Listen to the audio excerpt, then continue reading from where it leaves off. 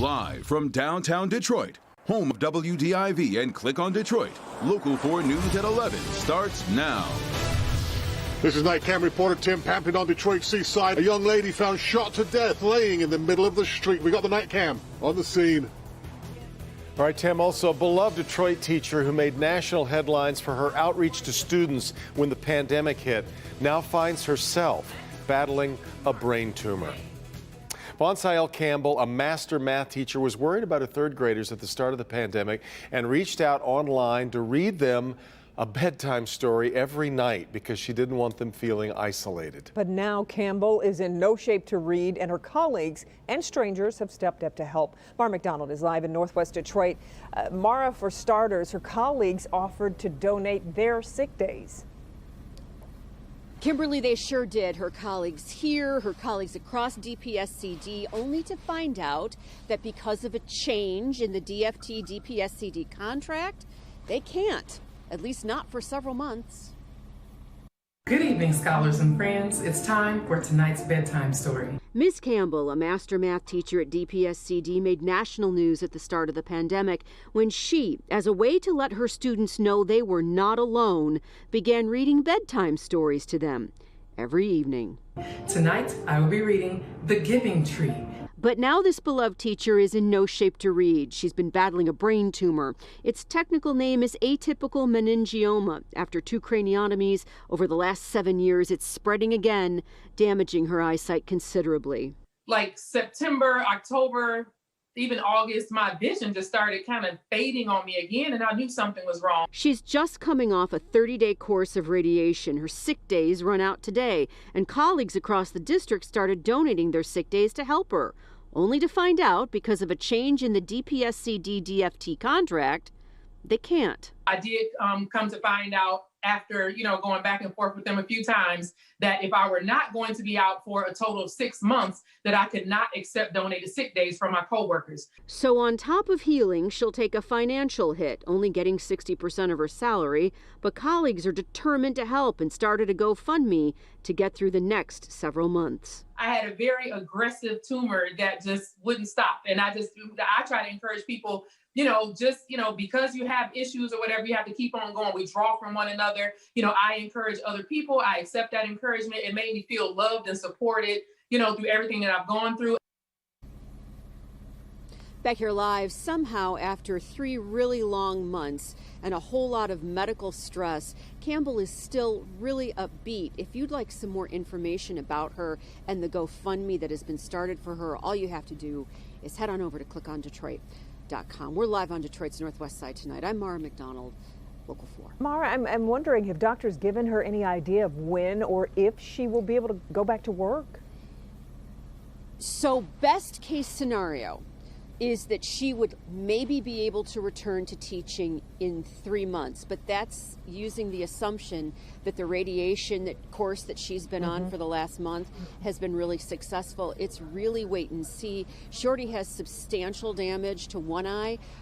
They're really trying to stop the substantial damage to both eyes. So it's wait and see. It could be anywhere between 3, 4, 5, 6 months. It really depends on how successful this radiation has been. Well, we wish her well. Yeah, okay. Mara, thank you. Let's get to breaking news now from Detroit's east side. A woman found shot to death in the middle of the street. Tim Pamplin is on the scene with a night cam. Tim. Detroit police have the area of Camden and Harrell on lock tonight. When they arrived here, they found the lifeless body of the 30-year-old female, Jane Doe. At this point, they have no idea who she is. Her lifeless body laying in the middle of the street, having been shot several times. She's just beyond that police cruiser there. Police have been going door to door trying to solicit some surveillance video from any of the cameras around the neighborhoods. They tell me they have got one lead, maybe a silver or gray Dodge Charger seen leaving the area shortly after the shots were fired. But again, that's all they have at this hour. We'll have more as the information becomes available. That is a scene right now on the east side with the night cam. Tim Pamplin, Local 4. All right, Tim. New York is now the 4th state in the country to confirm a case of a new, more contagious strain of COVID-19. New York joins Colorado, California, and Florida as the others with cases of a variant of the virus. It was first reported in the United Kingdom, which has now ordered a new national lockdown that will last until mid-February as cases surge there. By then, Prime Minister Boris Johnson says the UK will have vaccinated all people over the age of 70.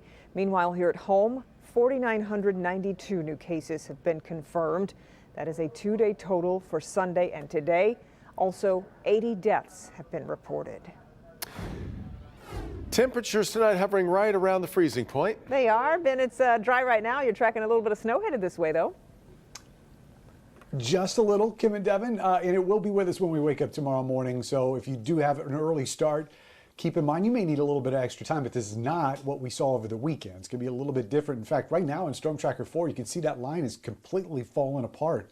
So we'll keep a close eye on it as it crosses the lake tonight. We are expecting those snow showers in the morning. If anything lingers past lunchtime, it's going to be pretty light and inconsequential. And we're really talking less than an inch of snow. But once that exits, we've got steady temperatures for the remainder of the week. But the one thing that's not in that forecast is a whole lot of sunshine. Very little of it. Will tell you when the best chances of sneaking some soul are when we see you again in a few minutes, guys. All right, Ben. Criminal justice reform captured the headlines at the Michigan Capitol today. Governor Whitmer signing a bipartisan package of 20 bills easing penalties for traffic offenses and cutting down on jail time and parole for some offenders, including children. Jason Colthorpe following that story tonight. And Jason, this means a second chance for a lot of people. In a lot of ways it does, Devin. Yeah, and this follows about 18 months worth of work here from a bipartisan group of lawmakers that was tasked in looking at why Michigan's prisoners just keep growing and growing in number. Kids make mistakes, and instead of locking them up, federal laws have reflected the growing belief that teens need more help than hard knocks. Senate Bill 700, signed today by Governor Whitmer, echoes that by reducing the amount of time judges can lock children up for truancy, disobeying their parents, and running away. Those are three offenses that we wanted to make sure we got away from a structure of locking children up, instead providing them with wraparound services to make sure that they're getting the support for the underlying issue that is at hand. State Senator Sylvia Santana sponsored 3 of the bills, which got Michigan's laws more in line with the federal statutes. That's an age where they're exercising some of their independence. So you do have young people who might mouth off to their parents, or young people who, skip school. I was one of those wayward youth at one point. So I understand why this legislation is important. Important because of a harsh truth we've learned from seeing kids go to a jail cell instead of a counselor's office. Locking kids up or juveniles with adults in the corrections facility obviously proved that they became a better criminal because they were around adults in a prison system when they were still adolescents themselves or juveniles. Yeah, kids, they end up in jail and they learn from the criminals who are there. So this is just meant to deinstitutionalize this process. And by the way, the signing of today's bills might just be the beginning, because the task force at the center of this plans to keep moving forward and remain proactive instead of reactive when it comes to changing Michigan's criminal justice system. Reporting live, Jason Colthorpe, Local 4. Okay, Jason, we're hearing from the brother of a pilot who died with his wife and son in a plane crash over the weekend in Lyon Township. Home builder David Campo, his wife Michelle, and their son Dawson were flying home from Georgia Saturday when their plane crashed into a home. David was flying the plane. His brother says he thinks David had probably made that approach and landing about 500 times. He was working on his instrument rating and wanted to fly more in retirement. We don't know what the conditions were. That's why we don't, it's just scary. It's, I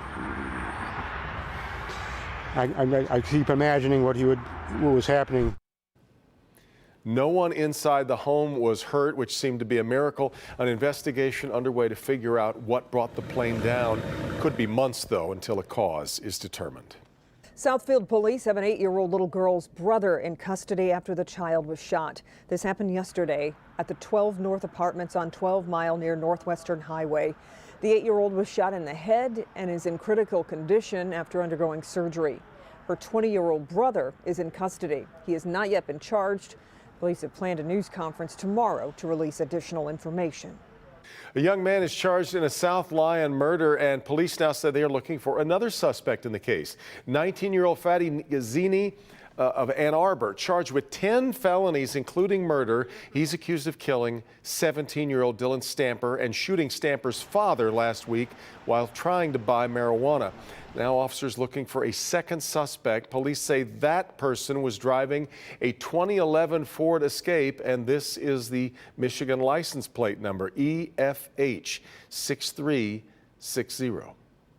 Vandals target the Detroit Olympia Armory, spray painting racist graffiti on trucks and buildings there. The words "Trump Lives Matter" was also spray painted. The Michigan National Guard released a statement condemning the vandalism.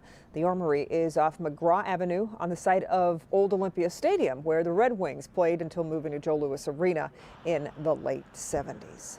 Still ahead, a rescue on the Detroit River. Yeah, how crews got through the icy water to save a four-legged friend.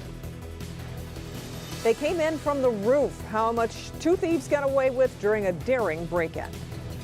But first, President Trump rallies in Georgia a day after his phone call was leaked with that state's Secretary of State. There's no way we lost Georgia. There's no way. President's message to supporters ahead of the Electoral College vote coming up Wednesday. That's next.